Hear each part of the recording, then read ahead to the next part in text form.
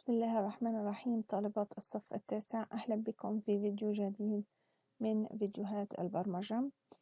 اليوم بإذن الله سنقوم بتنفيذ المشروع الخاص بصفحة 20 والتابع للدرس السابع من كتاب البرمجة. يطلب منك كتابة اسمك رباعيا وحفظه في الرسام، ومن ثم نقله إلى سكراتش، وجعل كل كلمة تأخذ لونا مختلفا. اليوم بإذن الله هنكتب بسم الله الرحمن الرحيم، ولكن ليس عن طريق برنامج الرسام. سنقوم بكتابته بالطريقة الثانية التي وضحناها خلال شرح الدرس، عن طريق برنامج الباوربوينت، وإدراج كل كلمة من كلمات الجملة التي نريد عرضها عبر برنامج سكراتش، مباشرة إدراجها كل كلمة بلون مختلف. نذهب إلى برنامج الباوربوينت، نقوم في البداية بإدراج. نذهب إلى قائمة إدراج، أختار مربع نص، هو مربع النص. نريد أن نكتب بسم الله، باسم مثلا على سبيل المثال. نقوم بتنسيقها، تكبيرها،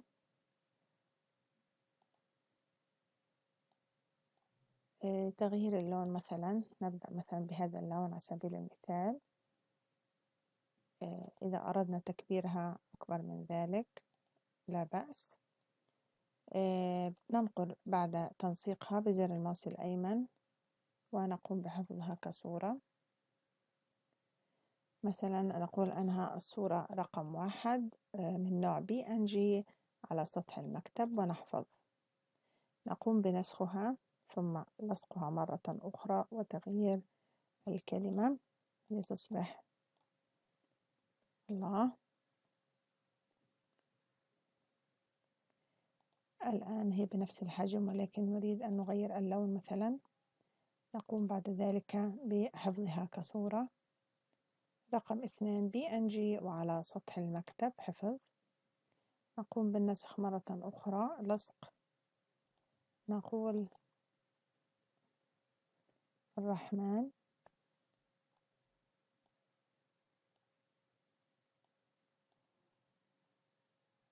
نريد مثلا لونها أخضر مثلا. مباشرة نقوم بحفظها كصورة PNG وعلى سطح المكتب. نأخذ لصق آخر آخر نسخ لنا، مثلا الرحيم.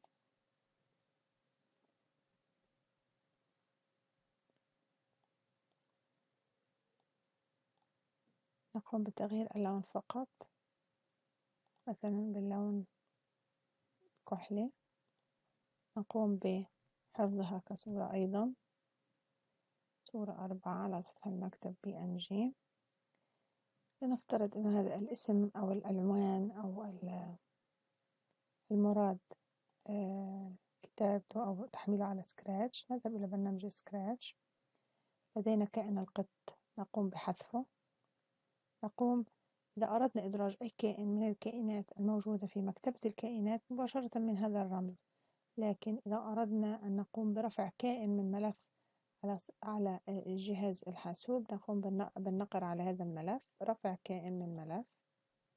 ننقر نقرة ونذهب إلى الديسكتوب سطح المكتب، ونقوم بإدراج صورة 1 2 و3 و4 يتضمن الجملة أو العنوان اللي احنا جاهزينه open.